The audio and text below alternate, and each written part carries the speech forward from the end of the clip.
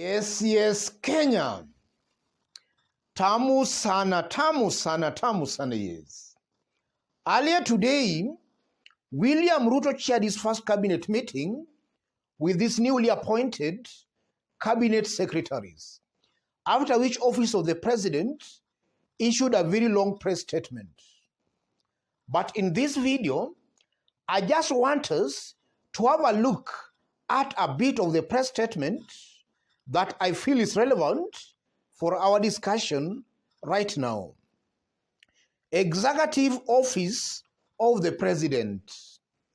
The head of state further called on all members of cabinet to consciously uphold the rule of law and actively consider new ideas and issues as they emerge, whether through public participation engagement, work with parliamentarians, or advice from constitutional commissions, independent offices, and or any other organ of state. Yes. In this video, as usual, I want us to dissect that press statement to see what it means now that we have been seeing some of these cabinet secretaries making some reckless statements in public. Moses Kuria is on record saying that he intends on banning Mitumba business, and then he retreats saying he was misquoted, and then actually days later, we are seeing KRA increasing taxes on Mitumba clothing. We have also seen Education CS Ezekiel Machogu saying that the government intends to stop funding public universities and colleges. And then later he turned and said he was misquoted. I want us to dig deep into this story to see what that press statement means in this current political situation the government finds itself in. If you are watching us for the very first time, subscribe, give this video a like. Yes. I'm taking that press statement to mean William Ruto is telling his cabinet secretaries to consult more before making public pronouncements. So the big question is it true that these cabinet secretaries have been making public pronouncements without consulting? That's what I want us to find out in this video and to see clearly the games being played here. Let's dig deep, ladies and gentlemen. Yes. That press statement appears to be a very innocent kind of a statement. But if you look at it with a third eye, then you can see clearly the thinking within William Ruto's presidency. And that's what I want to explain in this video. Some few days ago, Moses Kuria hinted to a possibility that the government wanted to ban Mitumba. He later said he was misquoted, and then yesterday we saw KRA raising taxes on Mitumba, an indication that what Moses Kuria said is something that had been deliberated and discussed within the government. That comes out very clearly.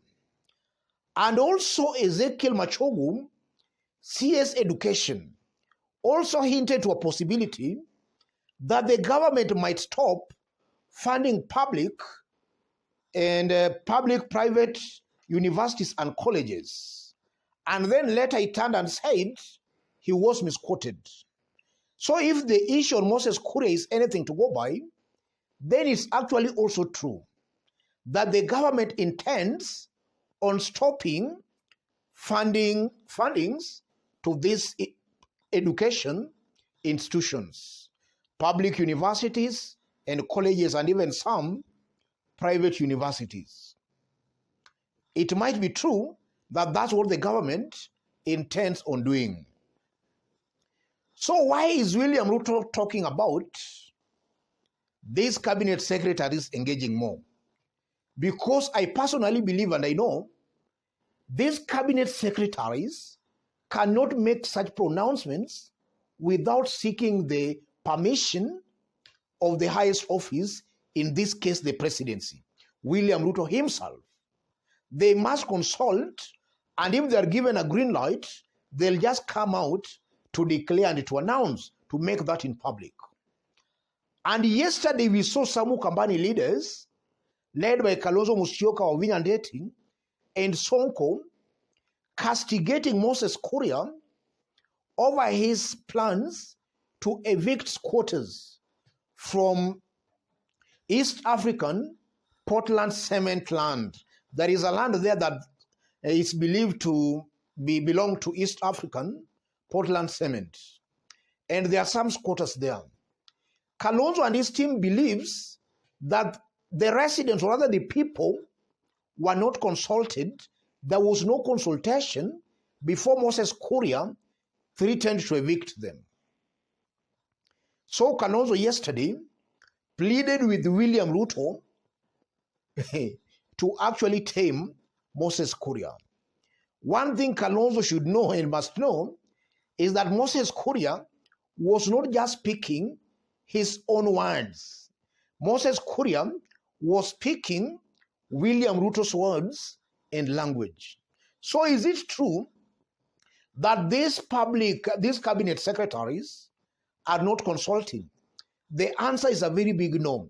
They are consulting, and upon being given green light, they now come out in public.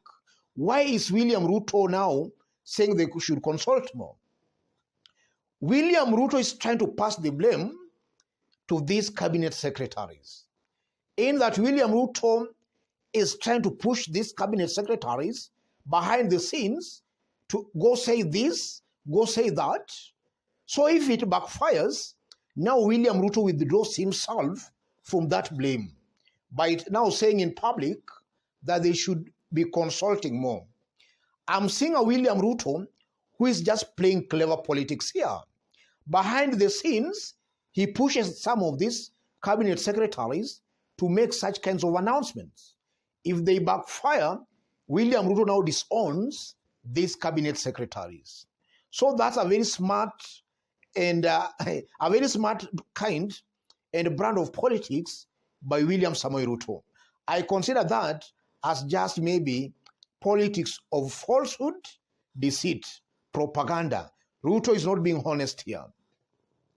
And some few weeks ago, immediately William Ruto picked his cabinet nominees.